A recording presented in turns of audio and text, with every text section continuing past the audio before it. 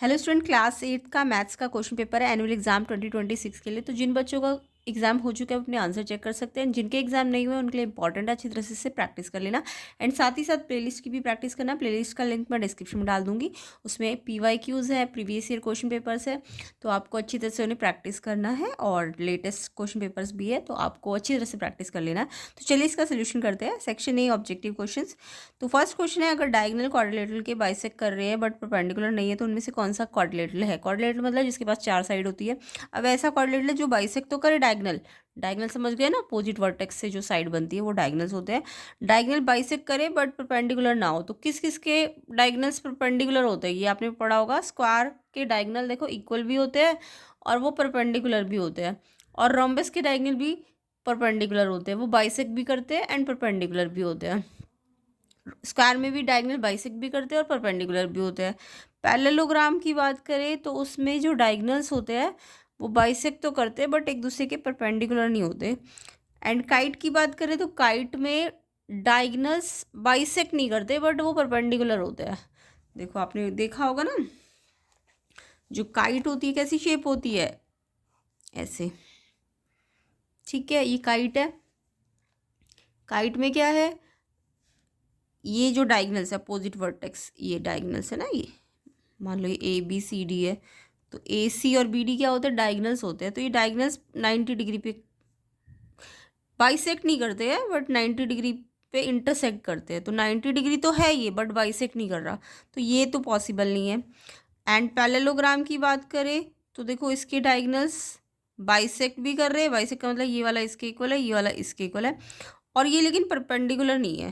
तो पैरेललोग्राम ऐसा क्वाड्रिलेटरल है जिसके डायगोनल्स जो है एक दूसरे पे परपेंडिकुलर नहीं है।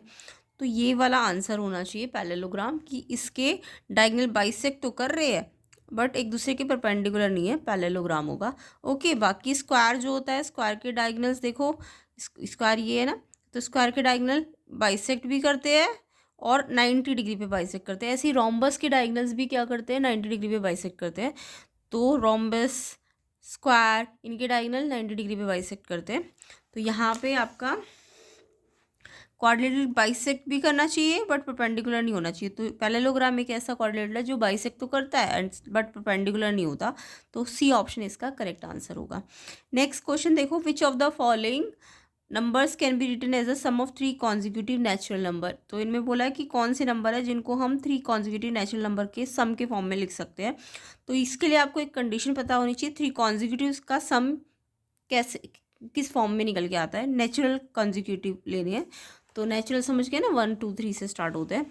तो देखो मैंने 3 नेचुरल नंबर लिए, मान लो एक n है, एक n है, एक n+1 है और एक n+2 है। कॉन्जिक्यूटिव है तो एक n+1 होगा, दूसरा n+2 होगा। तो इनको तीनों को जोड़ा, n n+1 n+2, तो n 3n और 1 2 3। तो n को n के साथ प्लस एंड नंबर्स को नंबर्स के साथ। 3n+3 में 3 कॉमन है, तो 3 कॉमन है तो अंदर इसमें से n बचा। अगर 3 इसमें से बाहर है तो 1 अंदर बचा है ना, कॉमन लेके इसमें से n बचा, इसमें से 1 बचा। तो देखो 3 इंटू n+1, यानी कि जो भी इनका सम है ना वो मल्टीपल ऑफ 3 होना चाहिए। तो मल्टीपल ऑफ 3 यहाँ पे 27 है, 27 ही 3 के टेबल में आता है। तो जो 3 कॉन्जिक्यूटिव नेचुरल नंबर का सम होता है वो हमेशा मल्टीपल ऑफ 3 होता है, यहाँ से ये रिजल्ट निकल के आता है। तो मल्टीपल ऑफ 3 आपको 27 दिख रहा होगा। तो क्वेश्चन 2 का आंसर आपका B ऑप्शन हो जाएगा। तो ये इसका करेक्ट आंसर है। ओके, नेक्स्ट क्वेश्चन पे आते हैं। तो आंसर क्या है, 27। नेक्स्ट, क्योंकि 25 भी 3 का मल्टीपल नहीं है ना, 28 भी 3 के टेबल में नहीं आता, 29 भी। तो सम जो होता है 3 नेचुरल नंबर का वो मल्टीपल ऑफ 3 होना चाहिए, यानी 27। थर्ड देखो, the simplified form of 4x+2 bracket x+3। इसको सिंप्लीफाई करना है, तो सिंप्लीफाई करना तो आई होप सबको आता ही होगा। देखो 4x तो मल्टीप्लाई है आपस में, तो ये 4x तो एक ही टर्म है। ये 2 ब्रैकेट दिस, तो ये 2 जो है ना इस ब्रैकेट से मल्टीप्लाई हो रहा है। तो मल्टीप्लाई का मतलब जब भी कोई नंबर किसी ब्रैकेट से मल्टीप्लाई होता है तो इसका मतलब होता है यहाँ पे कुछ नहीं ना, मल्टीप्लाई है। तो ये 2x से भी मल्टीप्लाई करके दिखाओ और 2 को आपको 3 से भी मल्टीप्लाई करना है, ठीक है। जब भी कोई नंबर ब्रैकेट के बाहर होता है और बीच में कोई साइन ना हो तो यानी ये इस ब्रैकेट से मल्टीप्लाई होता है। पहले 2 को x से किया 2x एंड फिर 2 को 3 से मल्टीप्लाई करा 6। अब x लाइक टर्म है तो 4 और 2x को प्लस करोगे तो 6x, दोनों प्लस है तो साइन भी प्लस का, and constant as it is. Like को लाइक के साथ प्लस करते हैं, अनलाइक है तो एज इट इज़ रहेगा। तो ये आंसर आ जाएगा इसका सिंप्लीफाइड फॉर्म, ऑप्शन बी इसका करेक्ट हो जाएगा। तो नेक्स्ट क्वेश्चन पे आते हैं, क्वेश्चन नंबर 4 पे। तो आंसर क्या है, बी ऑप्शन।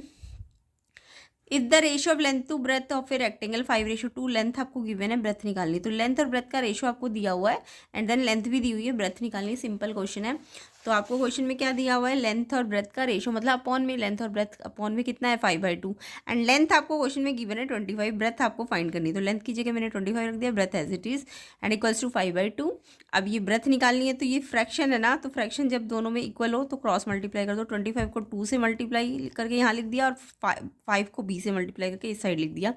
अब b आपको निकालना है तो ये 5 जो मल्टीप्लाई में है ये उस साइड जाएगा, तो ये देखो ये तो एज इट इज़ रहेगा, एंड ये जो मल्टीप्लाई में था तो ये इस साइड आके डिवाइड में आ जाएगा, ठीक है। अब 5 से 25 5 पे कट जाएगा ऊपर नीचे, 5 1 जा और 5 5 जा, 5 2 जा 10।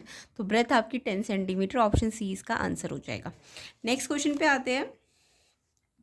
नेक्स्ट क्वेश्चन है आपका 5th। If 12 workers complete a job in 15 days, how many days will 20 workers take to complete the same job. अगर 12 वर्कर एक जॉब को 15 डेज में पूरा करते हैं तो 20 वर्कर्स लगा दी जाए तो वो कितने दिन में पूरा करेंगे। तो देखो वर्कर्स में क्या होता है, जब वर्कर बढ़ा देते हो ना तो डेज कम हो जाते हैं, यानी कोई चीज़ बढ़ाने से अगर कोई चीज़ कम हो रही है तो वो इन्वर्स प्रपोर्शन होता है, ठीक है। अगर ये बढ़ाया आपने वर्कर तो डेज तो कम हो जाएंगे ना, जल्दी जल्दी काम हो जाएगा। तो वर्कर बढ़ाने से डे कम हो रहे हैं तो इन्वर्स प्रपोर्शन है ना। तो कोई चीज़ अगर हम बढ़ा रहे हैं और दूसरी चीज़ कम हो रही है तो उसको हम इन्वर्स प्रपोर्शन कहते हैं। तो वर्कर्स को हमने ऊपर रखा, डेज को नीचे रखा, टेबल बना लेना है। वर्कर्स 12 है तो डेज आपको 15 लग रहे थे। अब वर्कर 20 है, वर्कर ऊपर रखा है ना, 20 है तो डेज निकालने हैं आपको, तो डेज को x मान लो।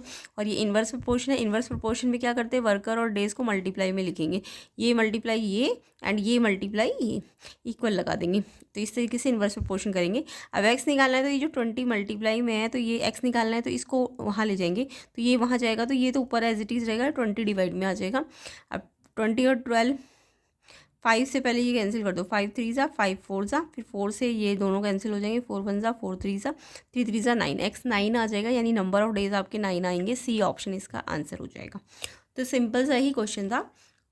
तो ऐसे ही आपको कंसेप्ट एंड डिटेल सोल्यूशन मिलेंगे प्लेलिस्ट के अंदर भी। प्लेलिस्ट के अंदर 5 to 6 क्वेश्चन पेपर आपको अच्छी तरह से प्रैक्टिस करने हैं। जिनके एग्जाम नहीं हुए उनको अच्छी तरह से उसमें से प्रैक्टिस करना है, ताकि आपका कैसा भी एग्जाम हो, इजी या हार्ड या एवरेज, आप अटैम्प्ट कर पाओगे। तो प्लेलिस्ट को ज़रूर कर लेना, लिंक डिस्क्रिप्शन में है। नेक्स्ट क्वेश्चन 6 देखेंगे। In a number pyramid if the 2 bottom numbers are 11 17 the top number is.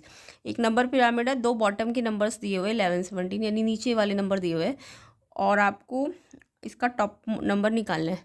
तो जब भी नंबर पिरामिड में टॉप बॉटम वाले नंबर दिए हो तो जो टॉप वाला होता है ना उनका सम होगा, ठीक है। तो यहाँ पे आपको बॉटम की 11 और 17 दिए, तो ऊपर वाला निकालना है, तो इन दोनों को ऐड कर दो तो 28, तो टॉप वाला कितना आ जाएगा 28। ए ऑप्शन इसका आंसर हो जाएगा। नेक्स्ट क्वेश्चन पे आते हैं। तो इसका आंसर क्या है, A 28। 7th, which of the following condition is enough to prove that a quadrilateral is a rectangle. तो यहाँ पे बोला है कि कौन सी कंडीशन इनफ है कि हम उसे प्रूव कर सके कि वो एक रेक्टेंगल है। तो रेक्टेंगल आपने पढ़ा होगा, रेक्टेंगल क्या होता है, एक पैरेललोग्राम होता है ना। पैरेललोग्राम मतलब समझ गए, अपोजिट साइड इक्वल होती है। बट रेक्टेंगल एक ऐसा पैरेललोग्राम होता है जिसका एक एंगल 90 डिग्री होना चाहिए, यानी एक ऐसा पैरेललोग्राम जिसका एक एंगल अगर 90 है तो ऑब्वियसली उसके सारे एंगल 90 होंगे। तो आपने पढ़ा है रेक्टेंगल के सारे एंगल 90 होते हैं एंड वो अपोजिट साइड भी इक्वल होती है। तो यहाँ पे इन्होंने बोला है कि अपोजिट साइड इक्वल, तो जस्ट अपोजिट साइड इक्वल होने से तो वो पैरेललोग्राम ही होगा, वो रेक्टेंगल थोड़ी ना होगा। इन्होंने कहा सिर्फ अपोजिट साइड इक्वल है, तो वो तो पैरेललोग्राम भी हो सकता है। तो ये तो आपको पैरेललोग्राम में भी लग रही है ये प्रॉपर्टी। तो बी वे diagonal bisect each other. Diagonal bisect each other किस किस के करते हैं, ये तो पैरेललोग्राम के भी करते हैं, रोम्बस के भी करते हैं, रेक्टेंगल के भी करते हैं, ये तो बहुत सारे हो गए, है ना। 1 angle 90 and diagonal bisect each other. Diagonal bisect each other मतलब पैरेललोग्राम एंड एक एंगल 90 डिग्री, यानी कि 90 डिग्री अगर एक एंगल है तो सारे एंगल 90 के हो गए, यानी ये सी वाला जो प्रॉपर्टी है ये रेक्टेंगल में बिल्कुल फिट बैठती है। तो रेक्टेंगल अगर प्रूव करना है तो डायगोनल बाइसेक्ट करो और एक एंगल 90 करो, ऑब्वियसली सारे एंगल कितने हो जाएंगे 90 हो जाएंगे। तो ऑप्शन सी इसका आंसर है। ठीक है, तो यहाँ पे ऑप्शन सी करेक्ट है रेक्टेंगल होने के लिए। नेक्स्ट क्वेश्चन पे आते हैं। नेक्स्ट क्वेश्चन है the sum of 5 consecutive natural number is always. तो 5 कॉन्जिक्यूटिव नेचुरल नंबर का अगर हम सम निकालें तो वो कैसे आएगा? जैसे अभी मैंने 3 कॉन्जिक्यूटिव नेचुरल नंबर का सम निकल पाया, वैसे ही आप उसको भी निकाल सकते हो। तो 7th का आंसर तो समझ आ गया होगा, सी ऑप्शन है ना। पहले रेक्टेंगल होने के लिए प्रॉपर्टी लगेगी। अब 8th देखो, 5 कॉन्जिक्यूटिव नेचुरल नंबर ले लो। 5 लेने के लिए पहले n ले लो, दूसरा n+1 ले लो, फिर n+2 ले लो, फिर n+3 ले लो, फिर n+4। 5 हो गए ना, 1 2 3 4 5 कॉन्जिक्यूटिव, इसलिए एक एक बढ़ाते गए हैं। अब इनका सम करके देखो, n n n n n कितने एन हो गए? 5n। एंड नंबर्स कितने? 1 2 3 3 6 4 10। अब 5 दोनों में से कॉमन निकल सकता है ना, 5 को कॉमन निकाला, इसमें से अंदर एक n बचा, एंड 5 में 10 में से 5 कॉमन है तो 2 बचा अंदर, 5 2 जा 10 तो 2 बचा। अब देखो ये मल्टीप्लाई में आ गया है ना, 5 और ब्रैकेट यानी मल्टीप्लाई में, यानी कि ये जो सम है वो मल्टीपल ऑफ 5 है। 5 इंटू समथिंग है ना, तो 5 इंटू समथिंग का मतलब मल्टीपल ऑफ 5 है। तो जब भी 5 नेचुरल कॉन्जिक्यूटिव नंबर हो उनका सम हमेशा मल्टीपल ऑफ 5 होगा। 3 होते तो मल्टीपल ऑफ 3 होता है, एंड 5 कॉन्जिक्यूटिव नेचुरल नंबर का सम होगा तो वो मल्टीपल ऑफ 5 होगा। ऑप्शन डी इसका आंसर है। नेक्स्ट क्वेश्चन पे आते हैं। नेक्स्ट क्वेश्चन है आपका तो 8th का आंसर है D, a multiple of 5। 9th which expression represent twice the sum of a and b. पहले सम करो ए एंड बी का, देन ट्वाइस करो। तो पहले ए और बी को प्लस करना है, यानी कि ए और बी को पहले प्लस करो, फिर 2 से मल्टीप्लाई करो। सी ऑप्शन इसका करेक्ट है। पहले बोला है सम, तो पहले आपको क्या करना है? ए और बी को प्लस करना है, ठीक है। फिर ट्वाइस बोला तो इस पूरे का ट्वाइस लेना है ना। तो यानी कि जब अगर आप ऐसे लिख लो ना 2a + b, तो इसका मतलब तो ये सिर्फ a का डबल हुआ है, b का डबल थोड़ी ना किया आपने, तो ये तो बिल्कुल इनकरेक्ट है। 2 पूरे सम से मल्टीप्लाई होना चाहिए, यानी पहले प्लस करो देन 2 से मल्टीप्लाई करो। ऑप्शन सी इसका आंसर हो जाएगा क्वेश्चन नंबर 9 का। नेक्स्ट क्वेश्चन देखेंगे, क्वेश्चन 10। क्वेश्चन 10 में है 2 triangles are similar, the ratio of their corresponding side 3:7, the ratio of their areas. तो यहाँ पे 2 सिमिलर ट्राइंगल है और उनके कॉरस्पॉन्डिंग साइड का रेशियो 3:7 है, और आपको उनके एरिया का रेशियो निकालना है। सिमिलर ट्राइंगल का मतलब समझ गए? सिमिलर ट्राइंगल का मतलब होता है उसके ना सारे एक ट्राइंगल के दूसरे ट्राइंगल से सारे एंगल इक्वल है, भले ही उनका साइज छोटा बड़ा हो सकता है, बट एंगल सेम है। एंगल सेम का मतलब, कॉरस्पॉन्डिंग एंगल का मतलब ये वाला एंगल इसके इक्वल है, ये वाला इसके इक्वल है, और थर्ड ऑब्वियसली इक्वल ही होगा। तो ये होता है जब एक ट्राइंगल के दूसरे ट्राइंगल से तीनों एंगल इक्वल हो, या 2 एंगल इक्वल हो तो तीसरा तो ऑब्वियसली इक्वल हो ही जाएगा। तो वो सिमिलर ट्राइंगल होते हैं, यानी जब साइजेस तो चेंज हो सकते हैं, मतलब बड़ा छोटा हो सकता है ट्राइंगल, बट उनका शेप सेम होना चाहिए। जब शेप एक जैसी होती है ना किसी भी चीज़ की, यानी शेप का मतलब एंगल से है ट्राइंगल के केस में, या साइड से है, तो वो शेप जब सेम होती है तो वो सिमिलर ट्राइंगल होते हैं। तो अगर कॉरस्पॉन्डिंग साइड, यानी मान लो ये वाला ट्राइंगल में मैंने साइड ये वाली ली है, फर्स्ट इस एंगल से इस एंगल की तरफ ना, तो इसकी भी इस एंगल से इस एंगल की तरफ ही लेनी पड़ेगी, ठीक है।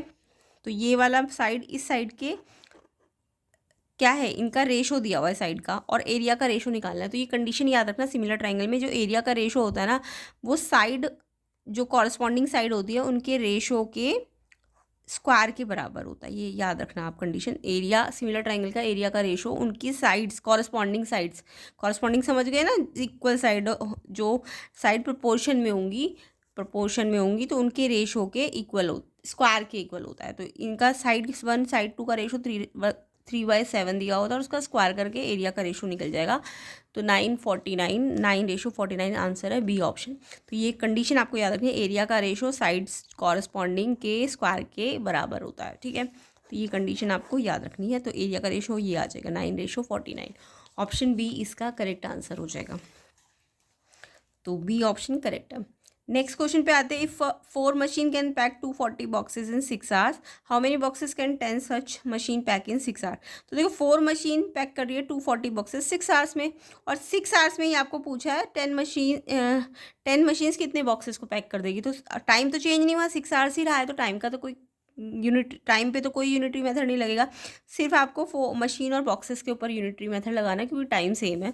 तो यहाँ पे आपको नंबर ऑफ बॉक्सेस निकालना है। अगर मैं कहूँ कि number of boxes each machine के लिए अगर निकाल रही हूँ, तो आपको बोला है 4 मशीन्स 240 में कर रही है, फोर मशीन 240 बॉक्सेस कर रही है, तो एक मशीन के लिए निकालोगे तो 4 से डिवाइड करोगे, 240 को यूनिटरी मेथड आता है ना, ईच का निकालना है तो बॉक्सेस टोटल को 4 मशीन से डिवाइड करके निकल जाएगा 60। अब 10 मशीन्स के लिए निकालना है, टाइम तो चेंज नहीं हुआ है, 6 आधा एज इट इज़ है। तो 10 मशीन्स के लिए जो एक मशीन का आया उसको 10 से मल्टीप्लाई कर देंगे तो 600, इसका आंसर आ जाएगा ऑप्शन सी। तो ऑप्शन सी 600 करेक्ट है। नेक्स्ट क्वेश्चन पे आते हैं, 12th number trick and with the expression 7x + 21 - 7x, final result क्या होगा। तो इसको ये एल्जेब्रिक एक्सप्रेशन इसे सॉल्व करके देख लो तो आपको आंसर मिल जाएगा।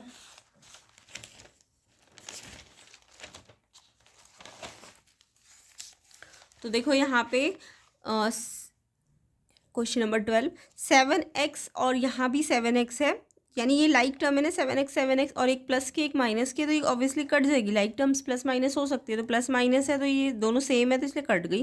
और आंसर सिर्फ 21 आया, यानी इंडिपेंडेंट ऑफ एक्स है, यानी जो आंसर है वो एक्स पे डिपेंड ही नहीं कर रहा है, तो वो जस्ट 21 ही आ रहा है। तो ऑप्शन सी इसका करेक्ट आंसर हो जाएगा कि आंसर क्या आएगा इसका 21 आएगा, वो एक्स पे डिपेंड नहीं कर रहा क्योंकि वो जस्ट कॉन्स्टेंट आ रहा है ना, तो 21 है उसका आंसर, सी ऑप्शन। 13 देखो, which quadrilateral has only one pair of opposite sides parallel. कैसे, कौन सा क्वाड्रिलेटरल है जिसमें एक ही अपोजिट साइड पैरेलल होती है, यानी एक ही पेयर पैरेलल होता है। जैसे पैरेललोग्राम में तो 2 पेयर पैरेलल होते हैं ना, बट एक कौन सा क्वाड्रिलेटरल है जिसमें एक ही पेयर पैरेलल होता है। तो पैरेललोग्राम में तो दोनों पेयर पैरेलल होते हैं, रेक्टेंगल में भी दोनों पेयर पैरेलल होते हैं, रोम्बस में भी दोनों पेयर पैरेलल होते हैं क्योंकि ये रोम्बस रेक्टेंगल ये सब पैरेललोग्राम कैटेगरी में होते हैं। ट्रैपेजियम एक ऐसा क्वाड्रिलेटरल है जिसका सिर्फ एक ही पेयर पैरेलल होता है। तो आपने ट्रैपेजियम बनाना सीखा भी होगा, ट्रैपेजियम में सिर्फ ये वाला पेयर पैरेलल होता है, ये जो दूसरा पेयर होता है ये पैरेलल नहीं होता है, तो सिर्फ ये वाला पैरेलल है, यानी ये वाला एरो लगा के दिखा सकते हो, ये ही पैरेलल है, ये नहीं है। तो ट्रैपेजियम एक ऐसा क्वाड्रिलेटरल है जिसके सिर्फ एक ही पेयर पैरेलल होता है। तो ऑप्शन सी इसका आंसर है 13 क्वेश्चन का। नेक्स्ट क्वेश्चन पे आते हैं।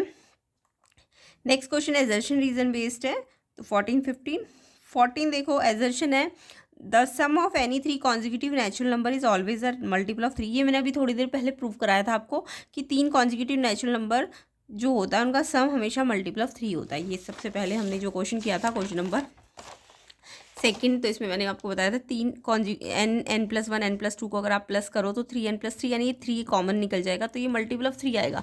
तो यानी कि 3 कॉन्जिक्यूटिव नेचुरल नंबर को जब भी आप प्लस करते हो तो वो मल्टीपल ऑफ 3 आता है, तो बिल्कुल करेक्ट आंसर है ये।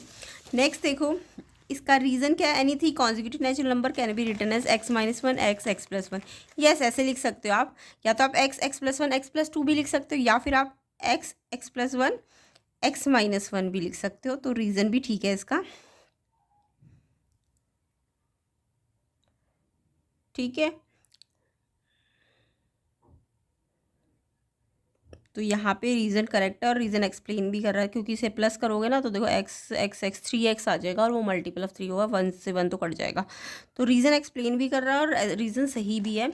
तो एजर्शन रीज़न आपका दोनों करेक्ट है और एक्सप्लेनेशन भी करेक्ट है, ए ऑप्शन इसका आंसर है 14 का, यानी एजर्शन रीज़न ट्रू भी है और रीज़न करेक्ट एक्सप्लेनेशन भी है। 15 देखो, assertion the diagonal of rectangle equal होते हैं बाइसेक्ट करते हैं at right angle. No, rectangle के डायगोनल ये तो ठीक है इक्वल भी होते बाइसेक्ट भी होते, बट वो राइट एंगल पे बाइसेक्ट नहीं होते। ये तो स्क्वायर की प्रॉपर्टी होती है कि इक्वल भी हो, बाइसेक्ट भी हो और राइट एंगल पे भी बाइसेक्ट हो, तो ये स्क्वायर की प्रॉपर्टी है, ये रेक्टेंगल की प्रॉपर्टी नहीं है। तो ये एजर्शन गलत है।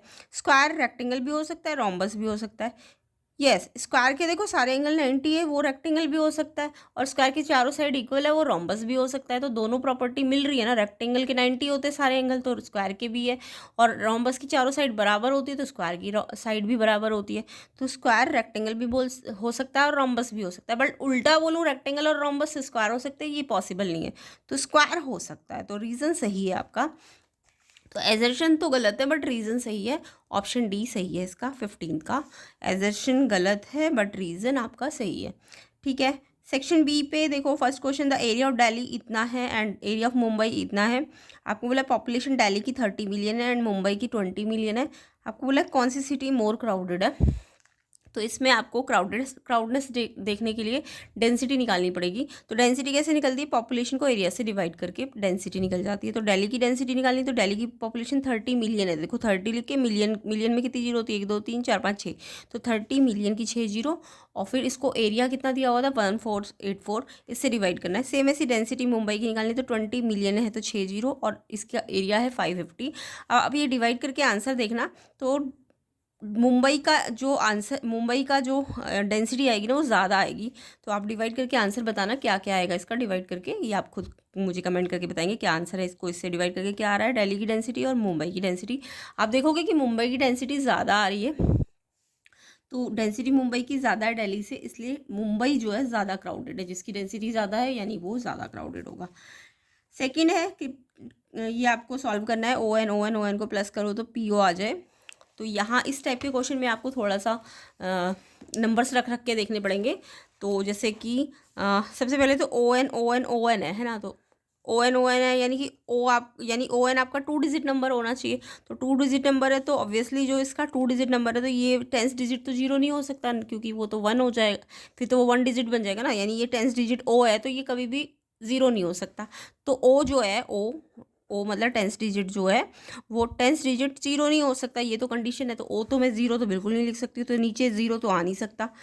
अगर मैं n n n zero zero लिखती जाऊँ तो आंसर ज़ीरो आए, तो ओ तो ज़ीरो नहीं हो सकता, क्योंकि यहाँ इस कंडीशन 10th की डिजिट की कंडीशन इस पर गलत हो जाएगी, है ना। तो 1 से स्टार्ट करो, ये 1 1 1, तो 1 1 1, तो ये कितना हो जाएगा 3 हो जाएगा ना, ओ 3 आ जाएगा। अब ये 3 3 3, तो 3 3 3, तो ये पी कितना आ जाएगा 9 आ जाएगा। तो यस, ये 2 डिजिट नंबर ही बन जाएगा ना 93। तो यहाँ पे आप ऐसे लिख सकते हो कि एन एन एन 3n है, इसको ओ के बराबर लाना है, 3n को किसके बराबर लाना है, ओ के, ये ओ है। अब ये 3n लाने के लिए ओ को क्या होना चाहिए, 3 का मल्टीपल होना चाहिए, क्योंकि 3n, क्योंकि 1 कर दोगे तो n तो फ्रैक्शन में आ जाएगा, तो 3n को कम से कम 3 तो होना चाहिए। तो इससे n की वैल्यू 1 आ जाएगी, और 3n तो o था, तो वो कितना आ जाएगा, o 3 आ जाएगा, है ना। तो ये वाला बिल्कुल सही है। अगर आप कुछ और रख के देखते, मान लो 3n o है, अब o को आपने मल्टीपल ऑफ 3, क्योंकि 3 से डिवाइड होना चाहिए, तो 6 रखा, तो आपका n2 आ जाएगा। अब n2 रखने से देखो, n2 रखने से 2 2 2, तो ये 6 आ गया। अब ये 6 रखो तो 6 6 6 6 6 6 6 कितना हो जाएगा 18 हो जाएगा, जबकि p आपका एक ही डिजिट नंबर होना चाहिए था, तभी तो 2 डिजिट बनते, तो ये तो 3 डिजिट बना देगा ना, तो इसलिए ये गलत है। तो ये वाला ठक करेक्ट है आपका, यानी N1O3 आएगा, और p आपका कितना आ जाएगा 9 आ जाएगा, p आपका 9 आ जाएगा। ओके, तो इस तरीके से आपको ये क्वेश्चन करना है। ऐसे Q R P R R आना चाहिए, तो इसमें आर आर आर आर ही होना चाहिए। तो 1 1 1 रखती हूँ तो ये तो 3 हो जाएगा, तो 2 2 2 रखोगे तो ये 8 हो जाए 6 हो जाएगा।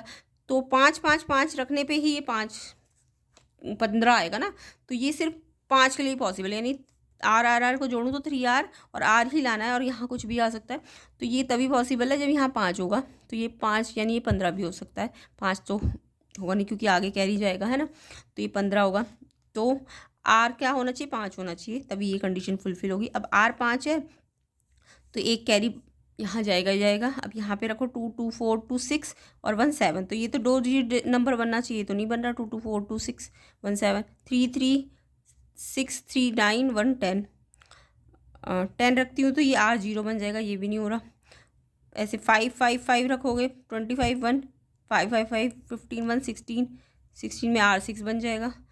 तो ऐसे करके आपको रख रख के देखना है। तो यहाँ पे Q 8 रखोगे 8 8 8, तो 24 और 1 25, और 25 में R फिर से 5 आ जाएगा, तो Q 8 P 2। तो ऐसे करके आपको नंबर्स के वो बनाने, तो ये आंसर आ जाएगा। तो R तो 5 होना चाहिए, Q 8 होना चाहिए, और P 2 होना चाहिए, तो ये आंसर होगा इसका। ओके, तो इस तरीके से आपको ये सॉल्व करने हैं नंबर्स। इसके बाद आपको आगे के क्वेश्चंस है वो हम नेक्स्ट पार्ट में कवर कर लेंगे, वीडियो लंबी हो गई है। तो section B C D E ये सब आपको नेक्स्ट पार्ट में मिलेगा। तो जिसके लिए आपको वीडियो को ज़्यादा से ज़्यादा शेयर करना है, लाइक करना है। जल्दी जल्दी इसके सोल्यूशन आपको अगर चाहिए तो आप वीडियो को ज़्यादा से ज़्यादा शेयर कर दो, लाइक कर दो, एंड